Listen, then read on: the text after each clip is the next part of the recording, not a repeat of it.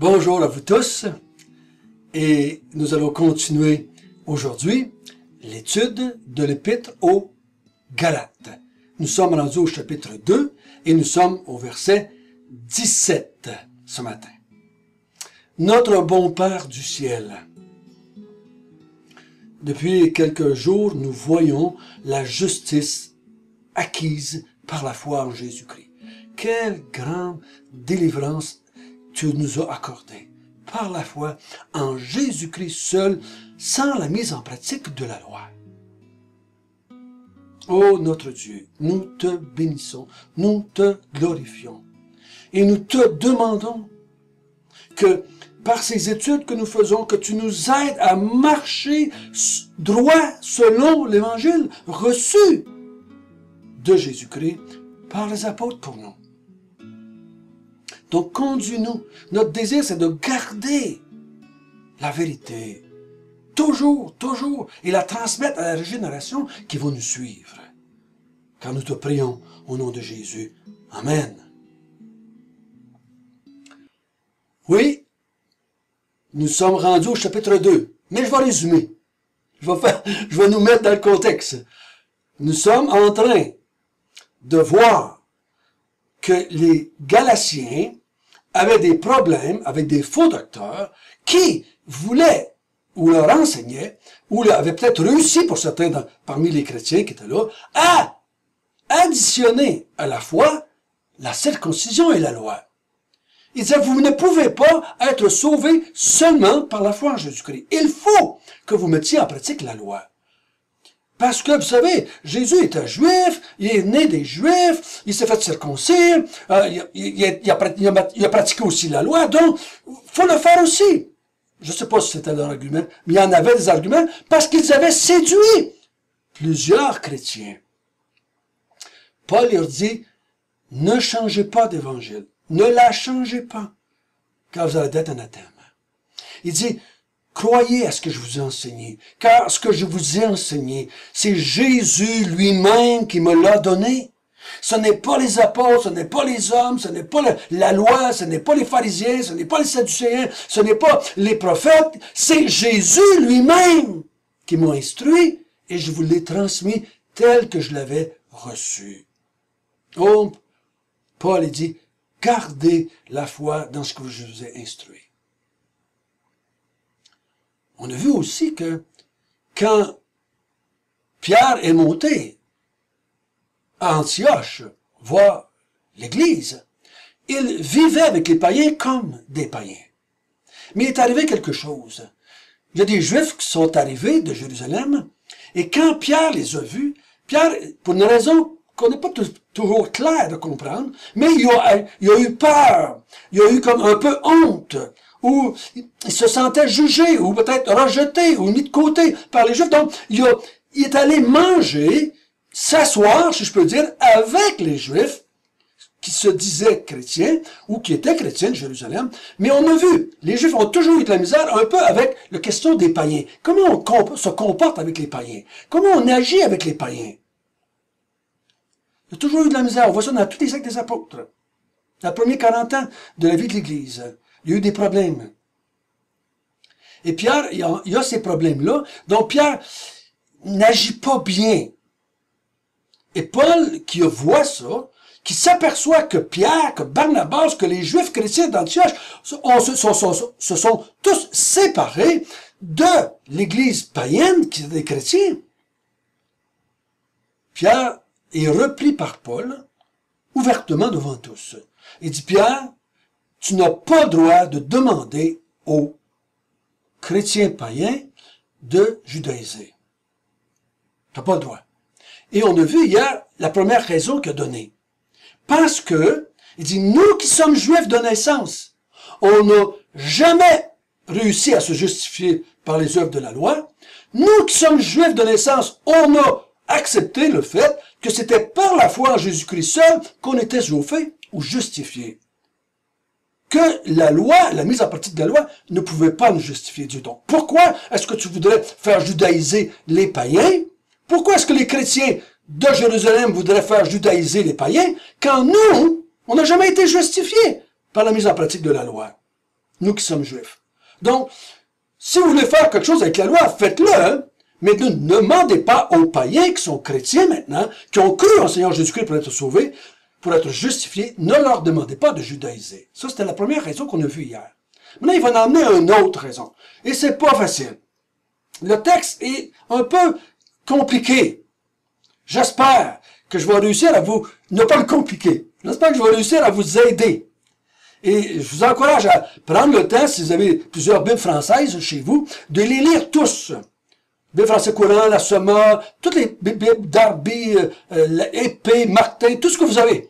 Lisez-les et ça va peut-être vous aider un petit peu à comprendre la tournure de la phrase ici. Parce qu'il faut comprendre. Mais pour bien le comprendre, il faut rester dans notre contexte. Paul, est en train d'expliquer à Pierre pourquoi il ne devrait pas faire judaïser les païens qui sont devenus chrétiens. Et il est en train en même temps d'expliquer à ces faux docteurs et à l'église de Galatie qu'ils ne doivent pas judaïser pour être sauvés. Donc, nous allons lire ensemble le verset 17, 18 et 19. Mais, tandis que nous cherchons à être justifiés par Christ, si nous étions aussi nous-mêmes trouvés pécheurs, Christ serait-il un ministre du péché? Loin de là. Car si je rebâtis les choses que j'ai détruites, je me constitue moi-même en transgresseur. Car c'est par la loi que je suis mort à la loi, afin de vivre pour Dieu.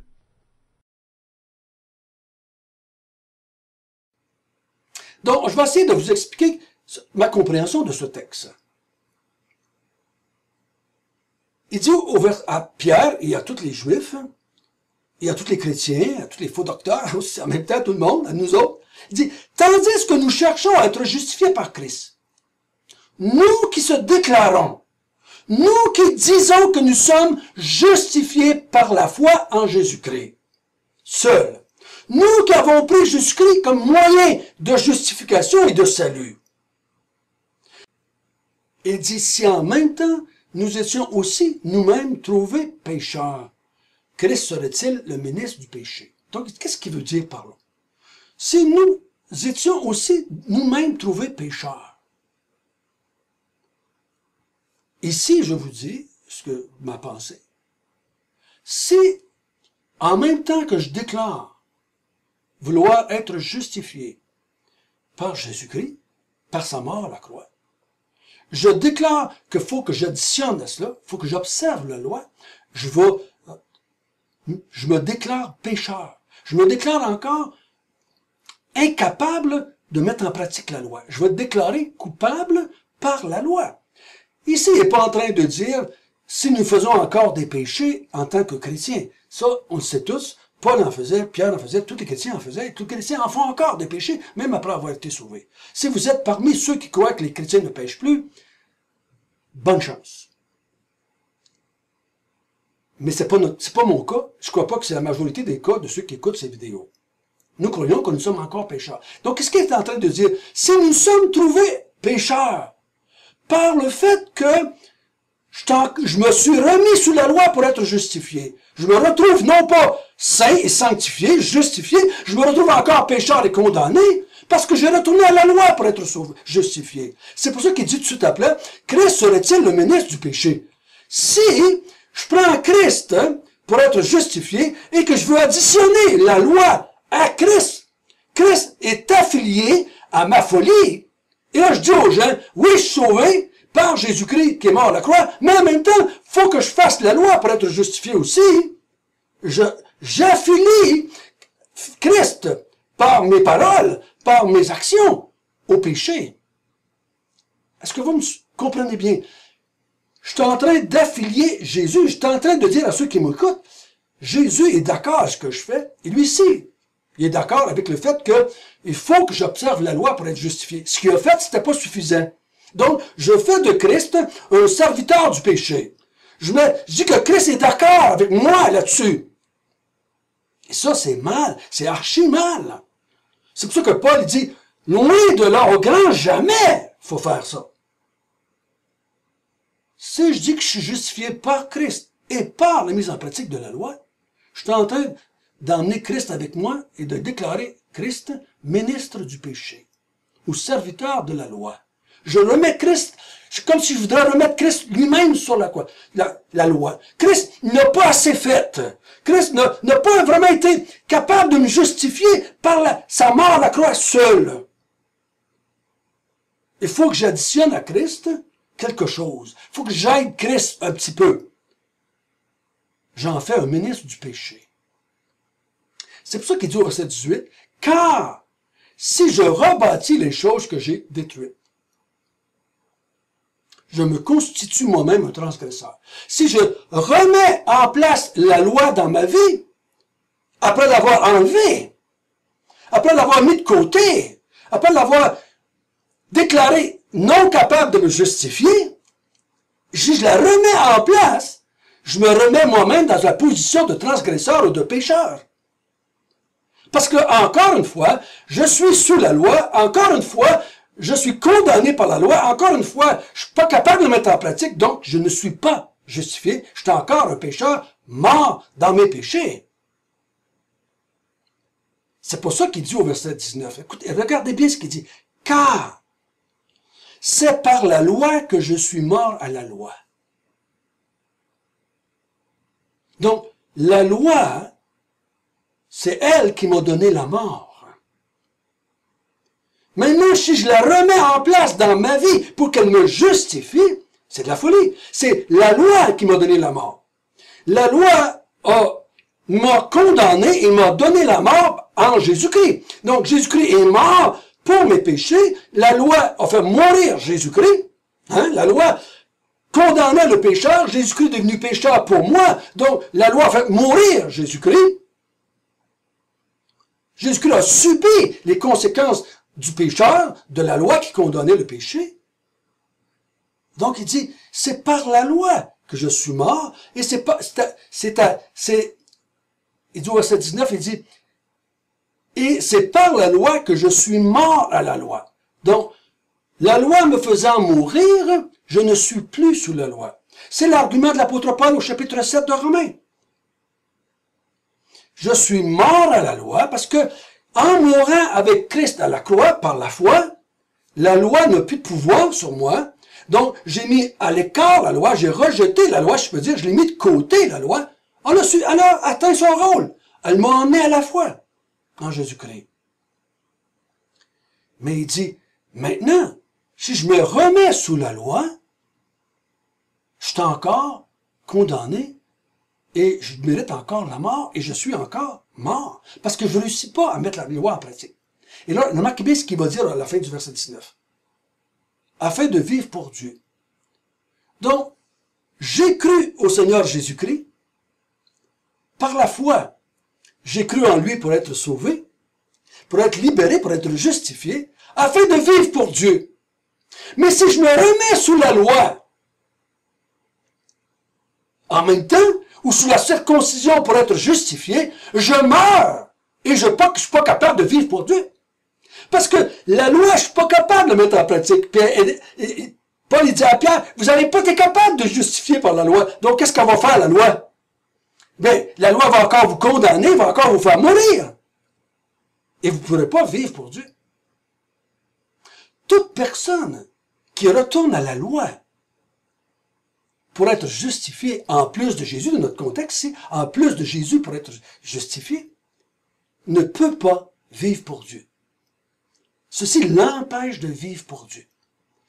J'ai dit non à la loi, je suis mort à la loi pour vivre pour Dieu. Si je me remets sous la loi, je ne peux pas vivre pour Dieu. Je suis déclaré pécheur, je suis déclaré transgresseur, pécheur, mort, destiné à la mort, destiné à la condamnation, séparé de Dieu, donc je ne peux pas vivre pour Dieu. J'espère que vous suivez bien l'argument. Il dit à Pierre, à tous les chrétiens de Galatie et les faux docteurs, vous pouvez pas ajouter à la justice qui vient de Jésus-Christ la loi, parce que vous faites de Christ un ministre du péché. Vous-même, vous redevenez pécheur condamné, vous-même, vous devenez transgresseur, vous-même, vous redevenez séparé de Dieu parce que vous n'êtes pas capable de faire ce que vous essayez de faire. Vous êtes condamné, séparé de Dieu, donc vous ne pouvez pas vivre pour Dieu. La seule façon que je peux vivre pour Dieu, c'est par la foi en Jésus-Christ seul et de rester attaché à cela. Vivre, marcher droit selon l'Évangile, ça veut dire quoi? Je ne fais pas judaïser les gens, j'ajoute rien, je dis pas que la loi peut me justifier, et je me remets pas sur la loi. Marcher droit selon l'Évangile, c'est je suis mort à la loi par ma foi en Jésus-Christ et je vis pour Dieu. Je vis pour Dieu. On va voir demain qu'est-ce que ça veut dire vivre pour Dieu. Comprenons bien qu'on ne peut pas ajouter à ma justification en Jésus-Christ par la foi seule sans me séparer de Christ, sans me séparer de Dieu, et ceci va m'empêcher de servir Dieu ou de vivre pour Dieu. Oh, mes frères et sœurs, c'est tellement important. Dans beaucoup de religions du monde et dans beaucoup de mouvements, on voit Jésus-Christ comme quelqu'un de bien, on y croit, on le met dans la maison sur des crucifix, on en met des images un peu partout, on dit qu'on est des chrétiens. Une des plus grosses religions du monde, qui est le catholicisme, les gens se disent chrétiens, et Jésus-Christ est très apparent dans cela. Mais en même temps, il ajoute, ils vont être justifiés par l'obéissance aux 10 commandements et aux 7 commandements de l'Église. Il rajoute, Jésus-Christ ne les a pas complètement justifiés. Donc, en emmenant Jésus-Christ et leurs commandements, et leurs lois, et leurs pratiques, ils font de Jésus un ministre du péché. Ils redeviennent pécheurs, ils redeviennent transgresseurs, et ils sont séparés de Dieu, donc ils ne peuvent pas vivre pour Dieu. Tous ceux qui croient être justifiés par quoi que ce soit d'autre que Jésus-Christ seul ne peuvent pas vivre pour Dieu. Ils sont religieux, mais ils ne peuvent pas vivre pour Dieu. Ils ne peuvent pas faire la gloire de Dieu. Parce que vivre pour Dieu, c'est faire la gloire de Dieu. C'est vivre pour la gloire de Dieu. Et quand je rajoute à Jésus-Christ qui est envoyé par Dieu, quand je dis, celui que tu m'as envoyé, Jésus-Christ, n'est pas satisfaisant, n'est pas assez pour me justifier, totalement et complètement pour que je puisse être accepté à tes yeux, je rajoute quelque chose dans ma propre recette, ici dans notre contexte de la loi juive, de la circoncision. On déshonore Dieu, on blasphème Dieu, on injure Dieu. On est loin de vivre pour lui et de le glorifier. Notre bon Père du ciel, c'est vraiment important que tu nous aides à bien saisir ça. Ajouter quelque chose à Jésus-Christ, c'est déshonorer Dieu, c'est déshonorer Jésus-Christ. C'est blasphémer le nom de Dieu et de Jésus. Et ceci nous empêche de vivre pour lui, de vivre pour sa gloire. Donc, garde-nous de jamais faire cela. Donne-nous de marcher droit selon l'Évangile.